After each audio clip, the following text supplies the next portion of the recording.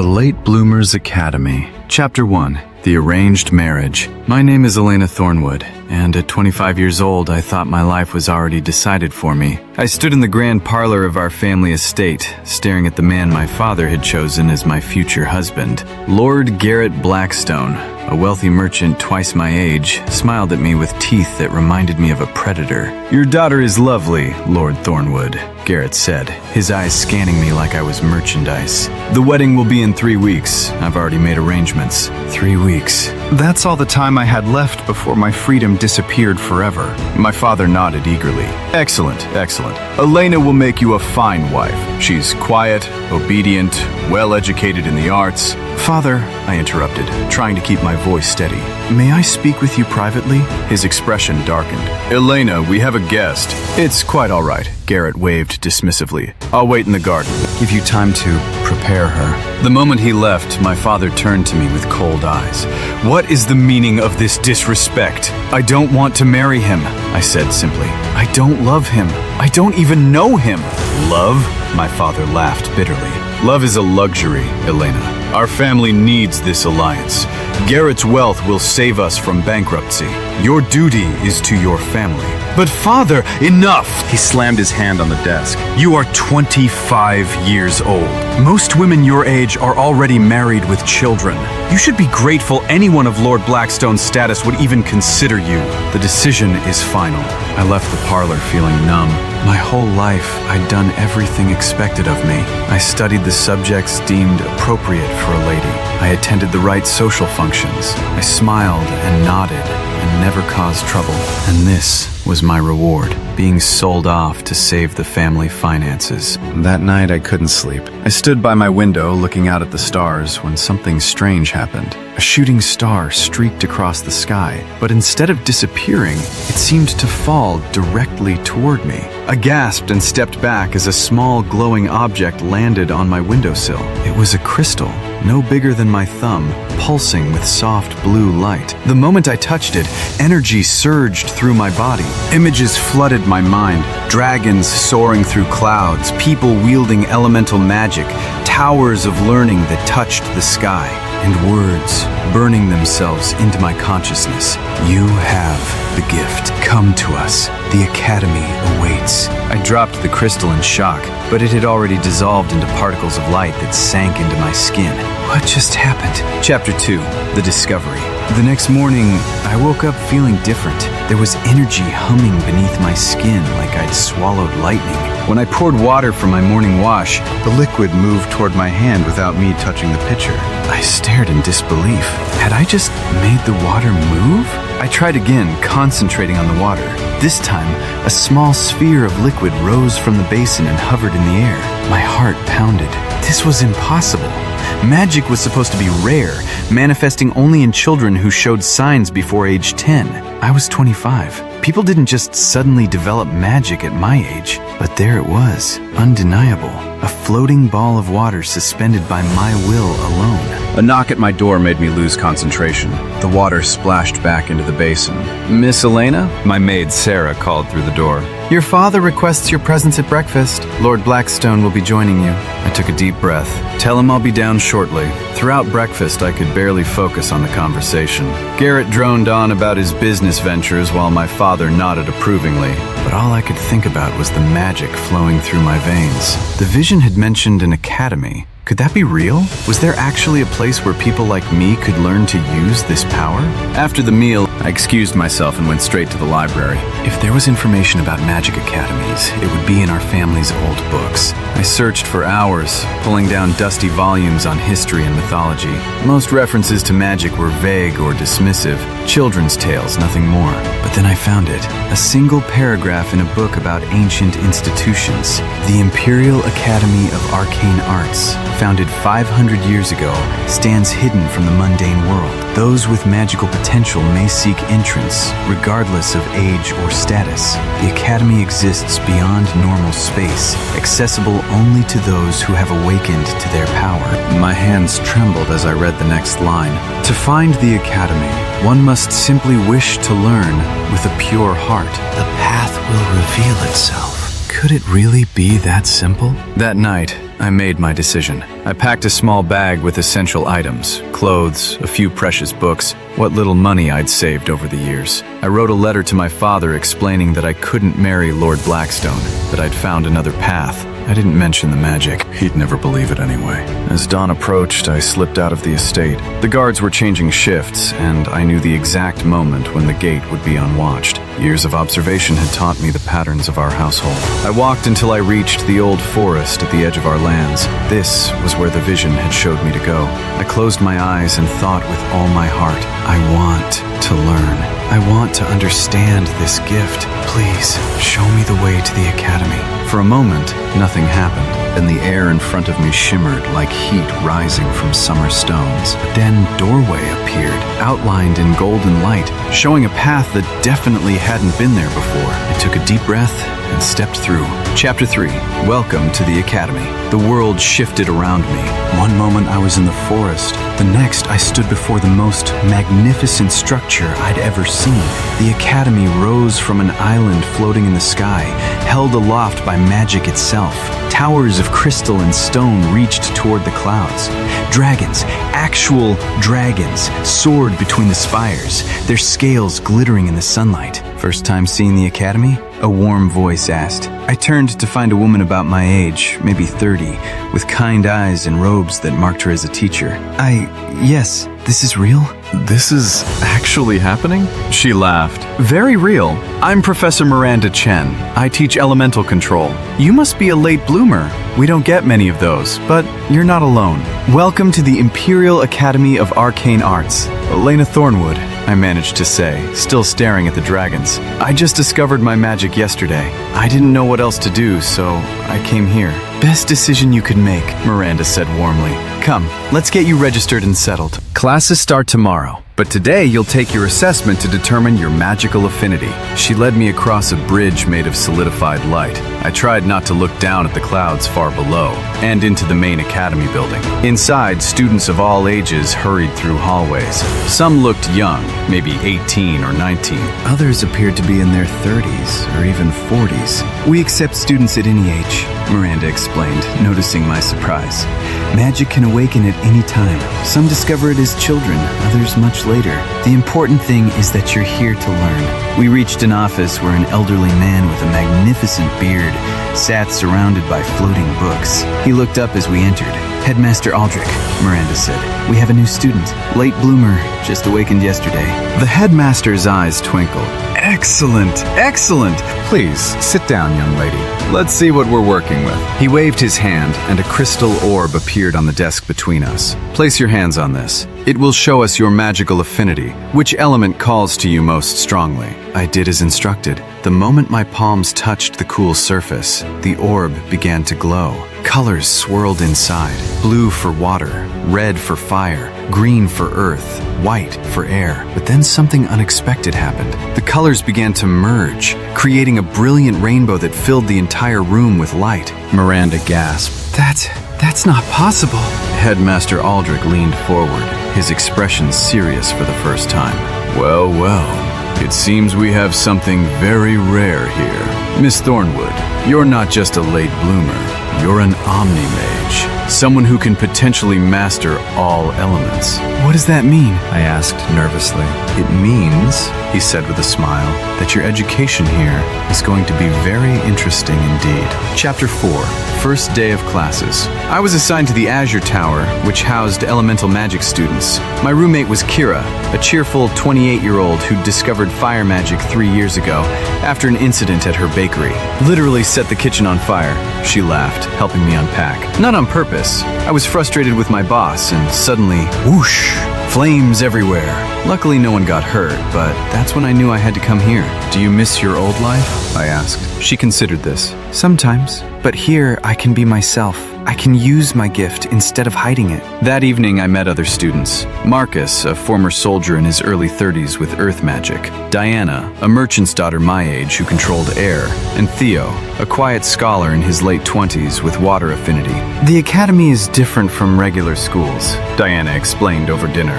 We're all adults here. Classes are intense, but professors understand we have different learning speeds. Years? I repeated when Marcus mentioned his 2 years of study. Mastering magic isn't isn't quick, he said, but it's worth it. Out there, we'd be outcasts. Here, we're mages in training. The next morning, I attended Introduction to Elemental Theory with Professor Miranda. About 20 students sat in a circular classroom. Miranda stood in the center on a hovering platform. Magic began, is not about forcing your will upon the world. It's about understanding natural energy and learning to guide it. Today, we'll start with sensing the mana around you. She had us close our eyes and focus. Feel the energy in your body, that warm sensation in your chest.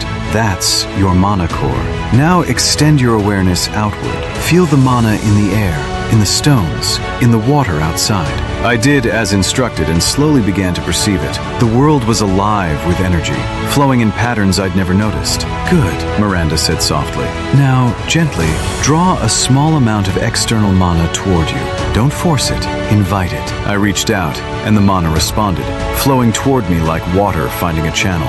Excellent work, everyone. This is the foundation of all magic. In time, you'll learn to shape this energy, but first, you must understand it. Chapter 5, The Dragon Riding Course. 2 weeks into my studies, I discovered the Academy's most exciting offering, dragon riding. Professor Hawthorne, a weathered woman in her 50s who'd been a dragon rider for 30 years, stood before our class in the aerial courtyard. Dragons are not pets, she began firmly. They are ancient, intelligent beings who choose to partner with mages. The bond between dragon and rider is sacred.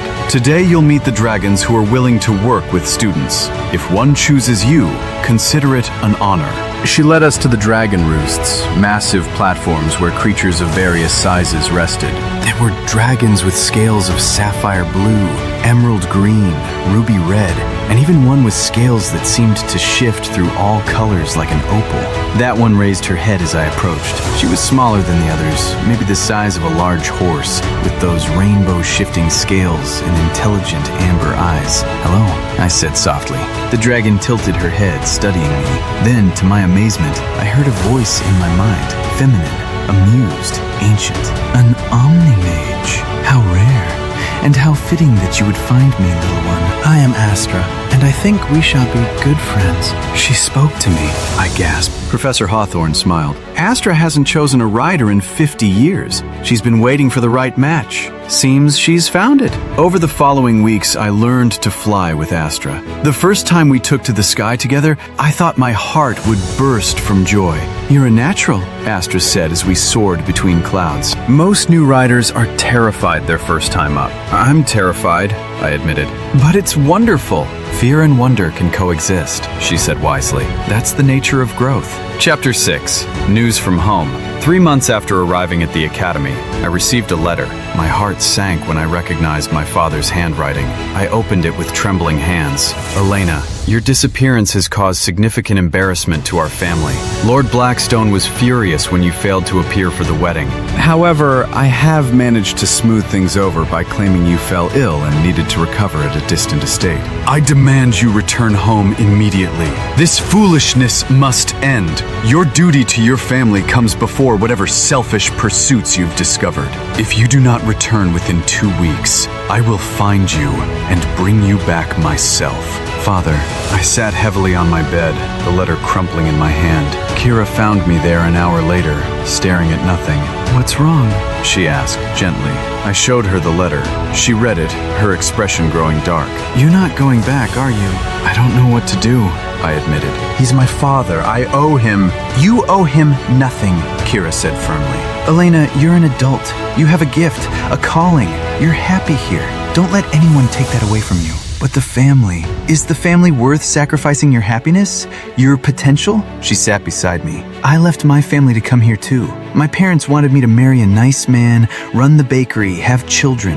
And there's nothing wrong with that life if it's what you want. But it wasn't what I wanted. I thought about the past 3 months. I'd learned to control water, fire, earth, and air. I'd bonded with a dragon. I'd made friends who understood me. For the first time in my life, I felt like I belonged somewhere. You're right, I said slowly. I'm not going back. But I did write a letter in response. Father, I understand you're disappointed, but I must follow my own path. Self-possessed but compassionate. I have discovered a gift and a calling that brings me joy and purpose. I hope one day you'll understand. I will not be returning home. Elena. I sent the letter with one of the Academy's messenger birds, then tried to put it out of my mind. I had studies to focus on, magic to master, a dragon to train with. Chapter 7. The Mastery Trial. 6 months after arriving at the Academy, Professor Miranda announced that I was ready for my first circle mastery trial. The magical circles are how we measure advancement, she explained. First circle means you've mastered the basics of one element. Most students take a year or more to reach this point. You're progressing remarkably fast. What does the trial involve? I asked nervously. You'll demonstrate control over your primary element in a practical scenario. For you, as an Omni-Mage, you can choose which element to test first. I chose water, as it felt most natural to me. The trial took place in a special chamber, where Professor Miranda could create various challenges. Your task, she said, is to maintain control under pressure. I'll create obstacles, and you must use water magic to overcome them without losing your composure. She began with simple challenges. Creating barriers I had to navigate water around, forming targets I had to hit with water projectiles. But then she increased the difficulty. Fire erupted around me. My instinct screamed to panic, but I breathed deeply and focused. Water could extinguish fire. I drew moisture from the air, formed it into a protective sphere around myself, and pushed outward. The flames hissed and died. Good, Miranda called. Now, rescue this. A crystal orb appeared, encased in a block of ice at the far end of the chamber. I had to free it using only water magic. No fire allowed to melt the ice. I concentrated, feeling the water molecules in the ice. Slowly, carefully, I encouraged them to vibrate, to warm just enough to transform from solid to liquid without breaking the delicate crystal inside. It took nearly an hour of painstaking focus, but finally, the ice melted away and the orb floated free on a cushion of water I guided to safety. Miranda smiled broadly. Congratulations, Elena. You've passed your first circle mastery trial for water. Well done. That evening, there was a small celebration in the common room. My friends gathered to congratulate me, and even some of the professors stopped by. First circle at 6 months, Theo marveled. That's incredible. It took me 18 months. To be fair, Diana laughed. She is an Omni-Mage. The rules are a bit different. Headmaster Aldrich appeared, his eyes twinkling. Miss Thornwood, a moment of your time? He led me to a quieter corner. I wanted to personally congratulate you on your achievement, but I also wanted to discuss your future here at the Academy. Your rate of advancement is exceptional. I believe that within 2 years, you could reach third circle mastery across all elements. That would make you eligible for advanced studies, perhaps even research into lost magical arts. My eyes widened. Really? But he continued seriously. Such a path requires total dedication, no distractions from the outside world. I wanted to ensure you're committed to staying with us. I thought about my father's letter gathering dust in my desk drawer. I thought about Lord Blackstone and the life I'd escape. Then I thought about flying with Astra, about the thrill of shaping water with my will, about the friends who understood me. I'm committed, I said firmly. This is where I belong, he smiled. Excellent. Then let us discuss your curriculum for the coming year. Chapter 8. An Unexpected Visitor. 1 year after arriving at the Academy, I was in the library studying advanced fire manipulation techniques when a messenger found me. Miss Thornwood, you have a visitor at the main gate. My stomach dropped. Had my father actually come to drag me home? I made my way to the entrance with dread pooling in my chest. But the person waiting wasn't my father. It was my younger sister, Charlotte. Charlotte! I gasped. What are you doing here? How did you even find this place? She looked different from the last time I'd seen her. At 22, she'd always been the obedient daughter, the one who did everything father asked. But now she stood taller, more confident. The same way you did, she said, holding up her hand. A small flame danced on her palm. My magic awakened 3 months ago. I've been hiding it, but I couldn't anymore. Father wanted to arrange a marriage for me too, and I remembered that you escaped. I thought if I wished hard enough to find you, maybe the Academy would appear to me too. I pulled her into a hug. You have magic! Charlotte, that's wonderful! Is it really okay? She asked anxiously. Can I stay here? Learn like you did? Of course. I assured her. This place accepts anyone with the gift who wants to learn. Come on, let's get you registered. Having Charlotte at the academy changed everything. She moved into my tower, and I helped her through the same bewildering first weeks I'd experienced. Watching her discover her abilities reminded me of my own journey. She took to fire magic naturally, far better than I ever had. Within months, she was creating complex flame constructs and experimenting with heat manipulation. I spent so long being what Father wanted. She confided one evening as we practiced together. I never knew who I really was, but here I can be myself. I know exactly what you mean, I said. 6 months after Charlotte's arrival, we received another letter from home. This one was different. Elena and Charlotte, I have spent much time in reflection since you both left. Your mother helped me understand, though I was slow to listen, that my duty as a father was not to dictate your lives, but to support you in finding your own paths. I still don't fully understand this magical world you've entered, but I recognize that you are both happy and thriving. That is what matters. If you are willing, I would like to visit and see this academy that has become your home. Your father, Charlotte, and I looked at each other in shock. Do you think he means it? She asked. Only one way to find out, I replied. We wrote back, inviting him to visit during the Academy's annual Festival of Elements, a celebration where students demonstrated their abilities for guests. Chapter 9.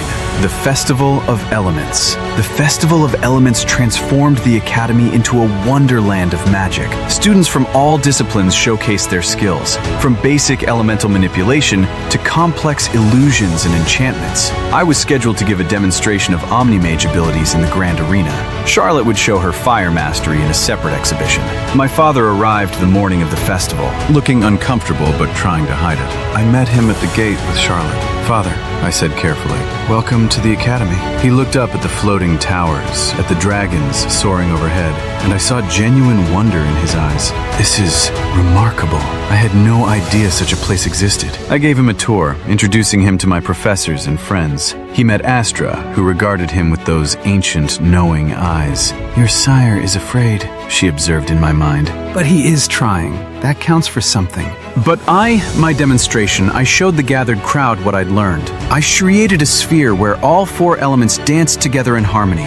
Fire and water, earth and air, each supporting the others instead of canceling them out. The audience applauded, but I only cared about one person's reaction. My father stood with tears in his eyes. After the demonstration, he found me backstage. Elena, he said quietly, I was wrong about so many things. You found something here that I never could have given you. Purpose, belonging, happiness. I'm sorry I tried to take that away. I hugged him tightly. Thank you for saying that. Will you come visit us sometime? He asked. Your mother misses you terribly. Both of you, he added, glancing at Charlotte. We will, I promised. But this is our home now. I hope you can accept that. I can, he said, and I'm proud of you, both of you. Epilogue, full circle. 2 years after first arriving at the academy, I achieved third circle mastery in all 4 elements. It was unprecedented for an omni-mage of my age and experience. Headmaster Aldrich offered me a position as junior professor, teaching introduction to elemental theory to new students. You remember what it's like to discover magic late in life, he said. You can help others who feel lost or behind. You're the perfect person for this role. I accepted gratefully.